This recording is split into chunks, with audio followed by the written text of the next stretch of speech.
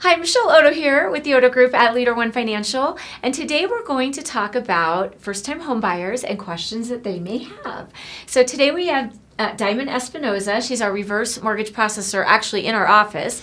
So I pulled her in for the video because she is the perfect candidate to talk about first-time homebuyers. She is a millennial, almost, she's on the cusp.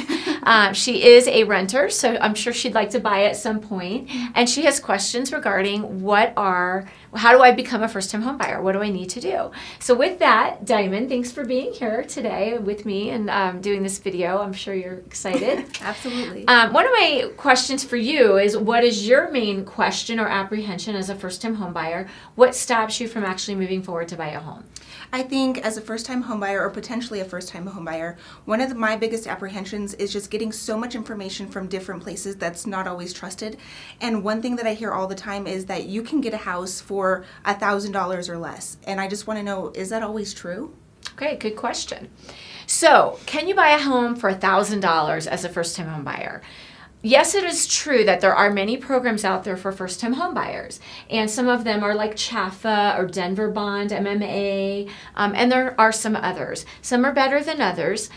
Some of the limitations are your income limits. You can't make more than a certain amount of income in certain areas and things like that.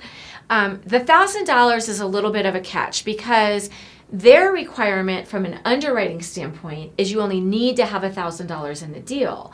However, they're not giving you enough money to cover all of the down payment and all of the closing costs that are involved in buying a home. So what happens is you get your down payment as either a second mortgage, which you don't make payments on, through CHFA or Denver Bond, and you get some of your closing costs covered through CHFA or Denver Bond, but they don't cover all of it. And so really, you probably need more like $3,000 to $5,000 to get into a home. You'll have to pay for an inspection to make sure that the home is sound. Usually you'll need earnest money up front to give the seller so that they'll accept your offer and let you go under contract.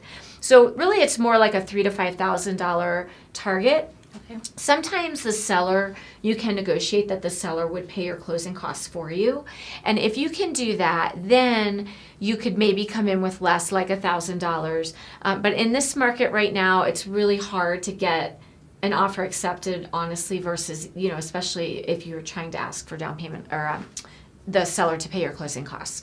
So I would really plan on $3,000 to $5,000. I think that's more realistic.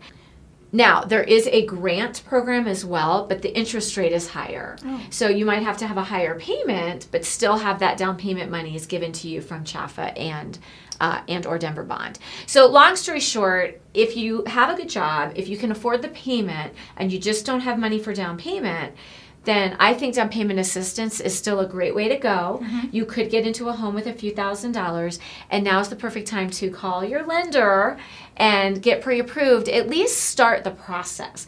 If you don't know, you don't know. So it's good to at least know how's your credit, do you qualify for the payment, and is this something I can afford, and at least get started with building my real estate portfolio.